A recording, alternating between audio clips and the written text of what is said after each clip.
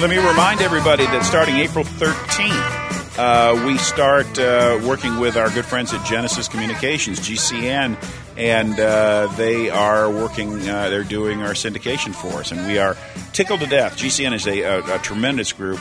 Our friends at TalkStream Live and our group and the friends at GCN, it's a terrific team to move forward with, and we thank both those folks for working so closely with us. DanCofall.com is the website.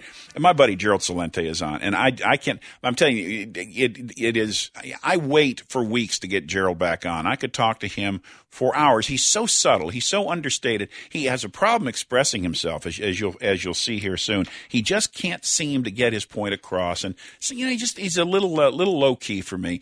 He is he's an American trend forecaster. He's publisher of the absolutely terrific publication TrendsJournal. You can go out to his website, TrendsResearch.com, and sign up for that. Business consultant and author. Makes predictions about the global financial markets and political events, other events of historical importance. You've seen him everywhere on CNN, Oprah Winfrey, Today Show, Good Morning America, CBS, Glenn Beck, Nightly News, Alex Jones. Normally when I listen to you, Gerald, it's on Alex's show, Coast to Coast AM, Russia Today. A terrific guest and a great American, Gerald Celente. How are you, my friend? Oh, thank you very much. I'm fine. Thanks for having me on, Dan. It was very kind of you. Well, I truly enjoy having you on. I have a bet with the folks in the studio here that normally you're calm and you're cool for about halfway through the first segment to the end of the first segment. I have a bet that it's only going to take me a minute to get you wound up. And so I want you to know I've got money on this. I got money riding on it. All right. Your latest article, Republicans and Democrats are thieves and murderers. Let me read a quote from your article. It said, as for our elected representatives, the Republicans and the Democrat, Gerald says, quote, they're murderers and thieves. They murder millions of people in the name of bringing freedom and democracy to a country near you. They steal our money in the name of too big to fail, loan guarantees, special tax breaks, and other dirty deals. And the people don't know it, and I couldn't agree with you more, my friend. It's all up to you. Well, so it is. I mean, this is not. It's not capitalism. People are saying, this is a failure of capitalism. It's not. In capitalism, there is no such thing as too big to fail. And when I talk about murderers and thieves, they just came out with a study. Again, with the thieves, I mean, they rob our money and give it to the banks. They've only become bigger. They've put all this quantitative easing out there that has enriched the filthy rich already, and I'm not making that up.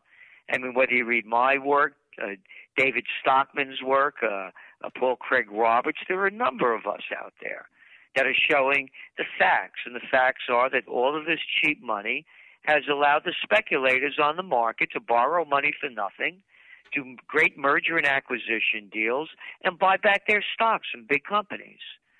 And you look at the other numbers where, since 2009, 95% of the increases in wealth went to 1%. I'm not making that up. I'm not making up that the gap between the rich and the poor is the widest in the United States than any industrial nation. I'm not making it up that the gap between the rich and the poor is the widest since it's been since the Gilded Age. I'm not making it up that some 85 people in the world have more money than half the world's population. Amazing. So that's the thievery. And these record low interest rates, they're hurting the common person. They used to put money in the bank and get savings for it with interest. And now you put it in the bank, you get nothing back. And if you're in Europe, you pay to keep it there. Stealing the future of people that are near retirement or in retirement that had planned to earn 4, 5, 6, 8% historical numbers on their investments. One person, the head of the Federal Reserve, has kept interest rates down. Zero interest rate policy, NERP, negative interest rate policy. They are wiping out our retired class and are about to become retired class. Exactly. It's right in front of us. So they're thieves, and they're giving it to the Wall Street charlatans, and the private equity groups and the big stock companies. So it's there. As for the murder, Physicians for Social Responsibility just came out with a study, and they say they're underestimating it, but some 2 million people have been killed by the United States over the last decade. In Iraq, in Afghanistan, in Libya, and on and on and on. And again, the fact of the matter is, it's a fact. It's an indisputable fact. Saddam Hussein did not have weapons of mass destruction and ties to Al-Qaeda. Indisputable fact. Who knew what, when? They won't let us find out, we the people. But remember, if you break the law, we're going to enforce it to the letter of the law. But be that as it may, we're the top guys. I'm like a Hillary Clinton. I don't have to show you my emails. I'll erase them. The heck with you. So they have a different playing field. So having said that, you look at the murders in Afghanistan, you look at Iraq, you look at Libya, the humanitarian mission. The humanitarian mission that killed over 30,000 people. You know, Dan, I don't understand why they hate us. I can't figure it out. You know, really, I mean it. They only killed 1 million people in Iraq on a war based on things that we shouldn't be there for because they didn't have those, and that was what they sold us the war for. Not that the world is better off without Saddam Hussein. That's a lot of baloney. That wasn't the issue. We all know the real fact. Sure. So now you've killed over 1 million people. You've destroyed the country. The entire joint is destroyed. People you love are dead, and you have no future. Hey, you think you want to get even? And now we're doing it with Yemen. And this is not making the news, and this is big news.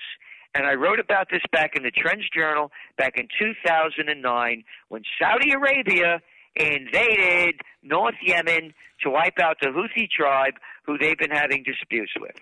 And now they're making it seem like Iran is backing them, and you read all the data, whether even it's coming from our former ambassador to Yemen, this is not Iranian. This has been going on for years. The Saudi king invaded Yemen back in 1939. And I love this king stuff. Do you think that Obama and Hillary Clinton and everybody sending all their best wishes to the new king and the condolences for the old one and our Secretary of States, male and female, past and present, going over there and kissing the new king's ring? What's this king stuff? What did a princess kiss a frog and the frog became a prince and then a king? How about a dictator? Can anybody say that? The royal flush, right down the crapper, man. And that's all this is, a brutal dictator. Hey, they talk about ISIS chopping people's heads off. Can't beat the Saudis, man. They got 36 done already this year, beating last year's record of beheadings that were 87. Hey, hold on. We only got about 30 seconds left. Let's not forget about the United States and the NDAA. They can start to, if they get concerned that they're running behind Saudi, beheading 36 people, the U.S. can catch up very quickly and legally because of this NDAA. I want to take a quick break, Gerald. When we come back, I'd like to discuss with you the concept of nullification, but also I want to talk to you about Jade Helm, JH15. And your thoughts about why this is not a good thing for the country. Folks, we're going to be right back with Gerald Celente after a very quick break. DanCofall.com. We'll be right back.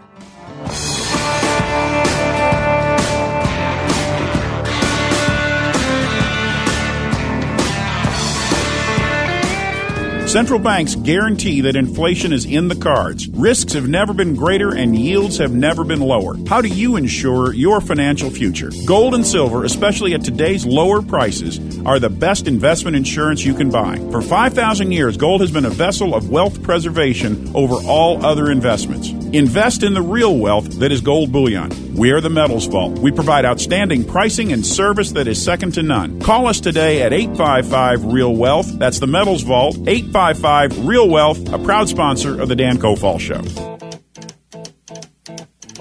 Talk to Dan now and join the show at 877-3-COFALL. United Texas town.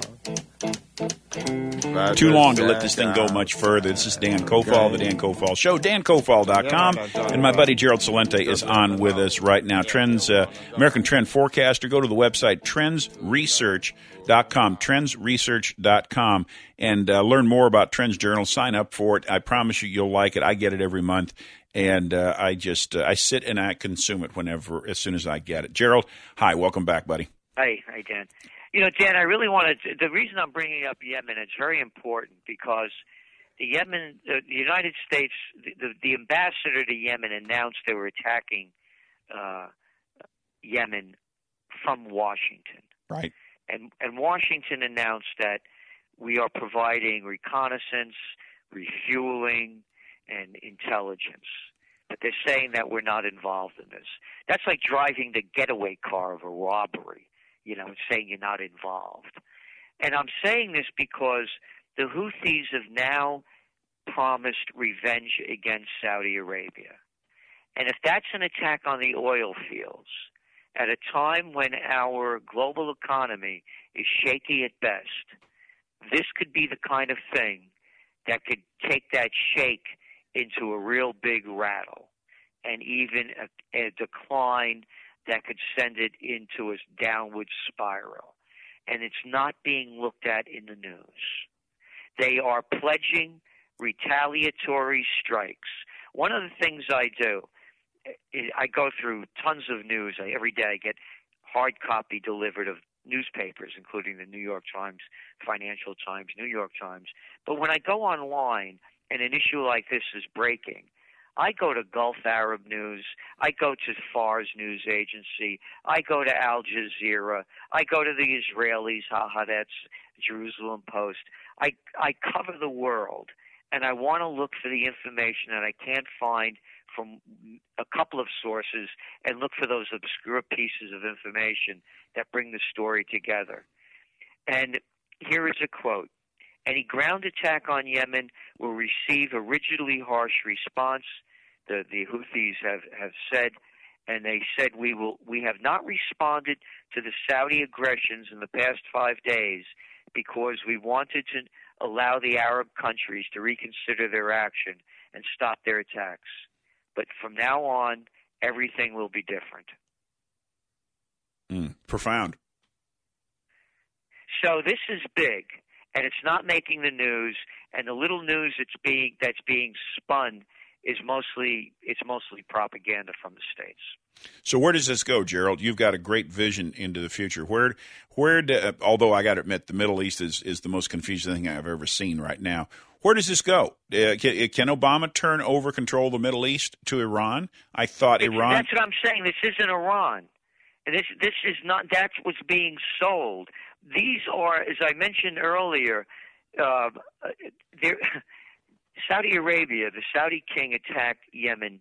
Used to be called Aden before. This is you know what all this is a consequence of, Dan? It's a consequence of World War I, the breakup of the Ottoman Empire, and the Sykes-Picot, the Englishman and the French guy, redrawing the map of the Middle East, making countries that never existed anymore. Just look at the lines on the borders, like Iraq and all these countries. Hand me the T-square, Let me draw a straight line. I mean, you look at this. This is all blowback. There was no Saudi Arabia. They're making this stuff up. And now these people are fighting with each other. And we're becoming involved in it, and we can't fix Detroit. We're going to fix these countries. And the other issue about this is that people forget as well, there was something called the Egyptian Vietnam. Egypt invaded Yemen back in the 1960s. Iran had nothing to do with it. And they brought in 70,000 men. They lost nearly 30,000. And they lost everything. They came back with nothing. What I'm saying is these are ongoing wars, and they're throwing out the sound bites. We cannot fix this. We're back in Iraq. Obama said he was going to be pulling out of Afghanistan. And now the troops are staying. So there's no way out. And that's why, as an American who loves my country and honors thy founding fathers, I believe in what George Washington, Jefferson, Madison, Adams, Franklin, one after another, said no foreign entanglements, and the world was at war back then. So where did these negotiations that were supposed to end on the 31st, John Kerry extends them. You've got people coming out of the Iranian Revolutionary Guard saying no matter what kind of agreement we have, we're still going to destroy Israel. None of this makes any sense to the 320 million Americans sitting here looking at it from the outside. how in the world are we supposed to trust our negotiator, John Kerry and Barack Obama, when Iran is saying death to Israel? Right? And again, that's one part. It's one guy saying that. It's not the entire country. And again, we cannot fix this. Look what they're doing with Ukraine. The information we're getting from the States is totally different than the information that I've been writing about, Dr. Paul Craig Roberts. Again, these are issues that are not solvable. We are not here. They just today, you're talking about a deadline. The Asian Infrastructure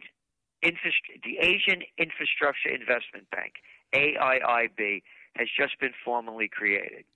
46 members. The United States was against it. Think of the name, Asian Infrastructure Investment Bank. Right. You know who's joining it? South Korea. Oh, yeah? Israel, one after another. France, Germany, England, Australia. Exactly. Now think of the name, Infrastructure Investment Bank. China has, over the last 10 years, invested an estimated 8.5% of their GDP into their infrastructure. In the United States, we invested the grand total of 0.065%. I was down in New York City yesterday. I'm just north of the city.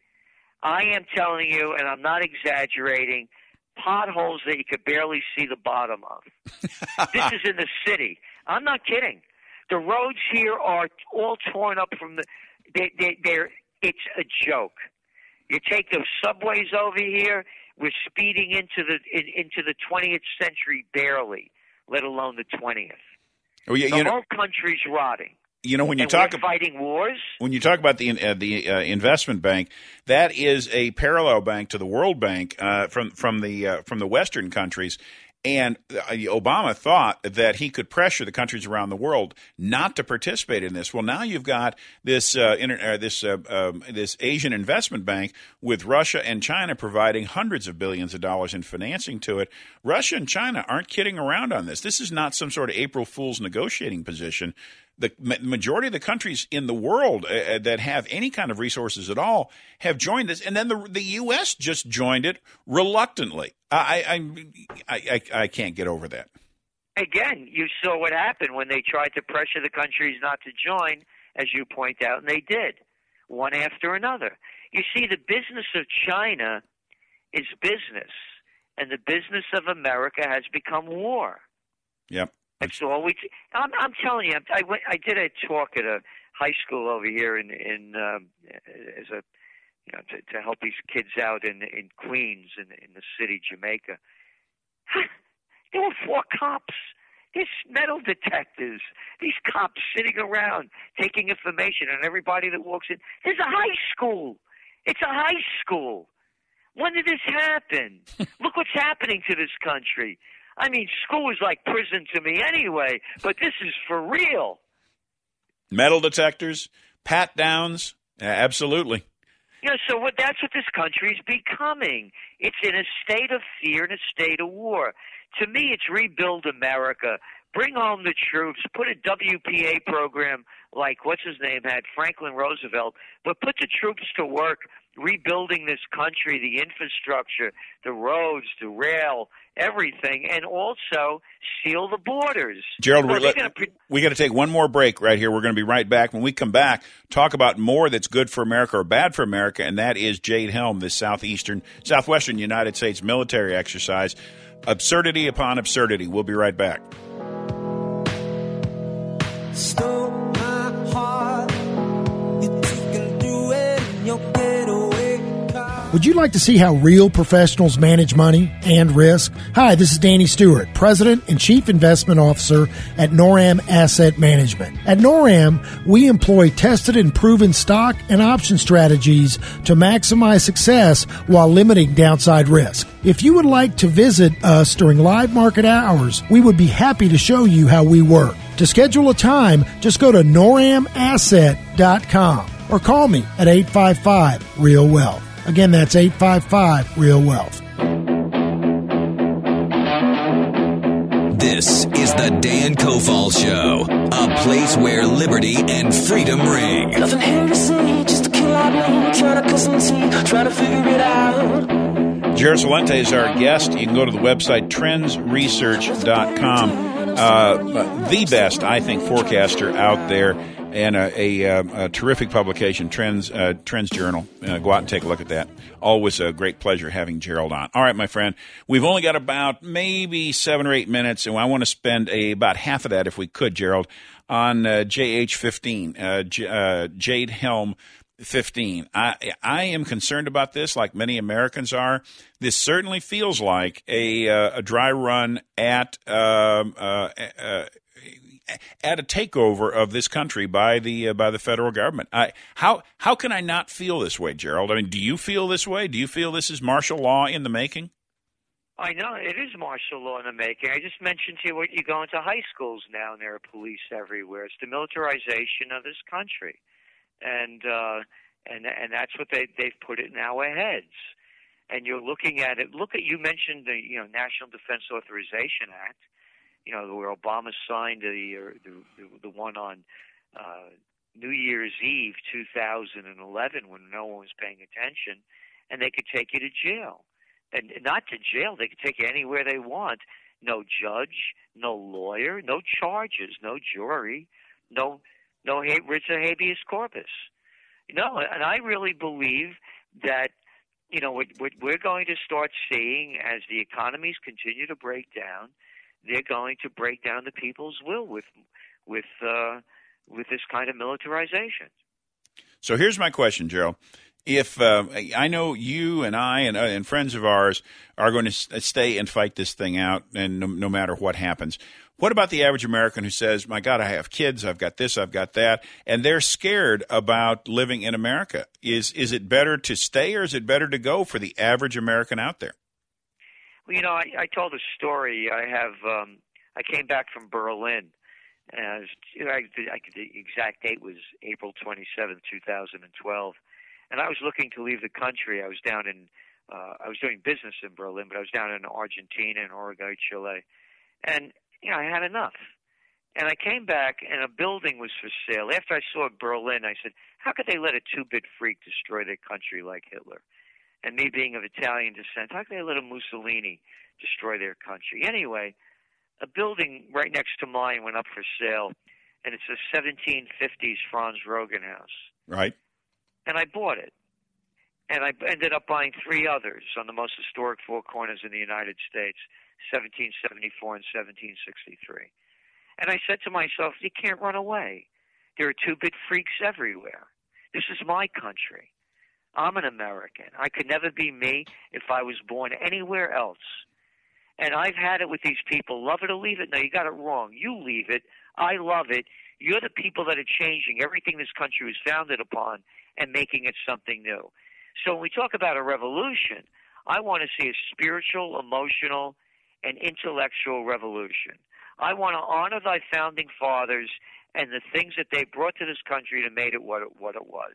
And I don't want to hear the arguments about, I know the terrible things that happened as well. But having said that, we were the land of opportunity. We were the envy of the world. And now we're becoming the laughing stock. We're doing exactly what Eisenhower warned us about. The military-industrial complex is robbing us of the genius of the scientists, the sweat of the laborers, and the future of the children. As I mentioned before, I want to bring home the troops, I want to seal the borders, and I want to rebuild America. Put back in place the laws, the tariffs that prohibited slave labor countries from bringing their product here and to undercut our manufacturing and work base. Put it back the way it used to be. How do you change your life when it's going the wrong way? You stop doing the things that are destroying it, and you do the things that made it better. Will American troops act against Americans on American soil? Yes, and I believe the police are already, and they're trained as such. Particularly a lot of these troops that are going overseas that are they're in a war zone, and a lot of them are whacked out on these psychotropic drugs. A lot of people are on steroids, And it's a whole different world. Look at the way the police dress, for God's sakes. They're just like stormtroopers. So how do we get to the point, Gerald, when you say you want to make these changes? My concern is that we're right on the edge of a developing tyranny. We've been in a soft tyranny for years and for decades, but this is really controlling Americans' lives. How in the world do we reach out and change the process when it looks like this is the beginning of a long, long process? It's almost like a forest fire that has to burn itself out. Am I missing something there? How do we get involved right now? I think we need a new third party. The elections are coming up, and I think that's the way to mobilize right now. Who, I don't know, is the person to represent we the people.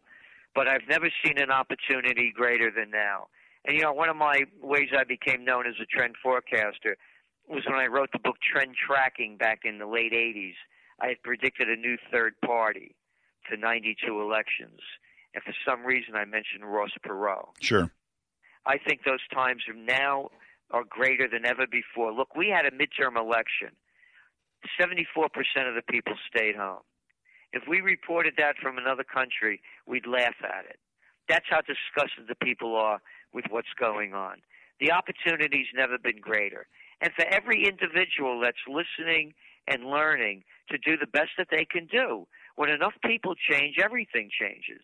But that means getting in shape, physically, emotionally, and spiritually. And let's stop, if people are going to call themselves Christians, consider doing what Christ would do. What would he do in a situation like this? Or whatever religion you believe in. What are really the foundations of it? People say to me, Gerald, do you still go to church? No, I don't do that anymore. How come? I said, listen, I'm a believer in Christ. I'm just not a believer in the teachers of what Christ is teaching. I don't believe what they're teaching. It's not the way I interpret it. And so what I'm saying is that everybody has to get back onto a moral, spiritual, and intellectual basis and to get in shape physically. That's a big part of it. It's going to be hard to do that with the oppression that is coming. I don't know how to stand off this oppression. It does feel like you're going to have to let it burn through, and that could be generations. No, if it burns through, it only keeps burning deeper. Things don't get better because they get worse. They get worse and they get worser. It doesn't turn around. I believe, Dan, the opportunity is greater now than ever. Again, we write about it in the TrendsJournal, bringing back dignity to the office. Could you imagine Eisenhower sitting on with late-night TV clowns like our past presidents do? Could you imagine Mamie Eisenhower doing a boogie with some 2-bit comic? That's exactly right. No, I can't. So let's bring back elegance. Let's bring back beauty. Let's bring back art. Do you think there's somebody waiting in the wings, Gerald, like a Ross Perot that will take the race seriously? I really do. When the people are ready, the teacher appears, is that saying, you know? That's right. And I believe when the people are ready, the teacher will appear. Do you think in time for do you think there'll be a 2016 election, Gerald? Yeah, I do. But what election do we have? We don't have a two-party system. We got a two-family system. Hillary is I'm down to 2 minutes, so I'm just kind of shotgunning some questions at you. Can Hillary survive all the scandals that she's facing right now? Will she be the nominee, do you think? I don't know if she'll be the nominee, but yeah, people aren't that tuned in, and then they keep playing the simple cards. They run the campaigns based on the things they know people want to hear, and they repeat them. By the way, just in a little other short amount of time, the markets, the volatility in these markets are unprecedented. That's right. And we're looking 200, one day 200 down, 250 up, 150 down. We're looking oil going all over the place. And this is the volatility, and that's what I'm saying. If there's an outside geopolitical shot, you saw what gold is doing. Gold is, boom, all of a sudden, I haven't seen a $20 rise in gold in a while. Yep. So demand for gold in the Asian countries is growing, and physical gold. And the new report that came out by the Goldman Sachs gang, of all people, are saying there may not be gold mine mineable gold in 20 years. Yeah, I saw that. Gerald, I'm down to less than a minute. Let me throw something out for you to chew on, and maybe next time we talk, you can give me your perspective. I think Hillary is going to be a nominee, but I think she'll be a nominee for vice president, not for president. They'll run somebody else as president. It'll still be Hillary running it. You know what it reminds me of? It reminds me of Huey Long in Louisiana when he couldn't win as governor, so he ran as lieutenant governor, put his lieutenant governor in as governor, and they got elected. This is what it looks like to me, that Hillary will still be in that White House in 2016. I don't think so. I don't think she'd run as vice president. She's too power hungry. Yeah, maybe, but if they told people it was her deal. Well, look, Gerald, I'm out of time, my friend. Gerald Celente, absolutely a pleasure every time we talk, Gerald. Hey, thanks for having me on, man. TrendsResearch.com. Please go out and check it out. TrendsJournal is the publication, and we'll bring Gerald on much more frequently. Gerald, God bless. Have a great week.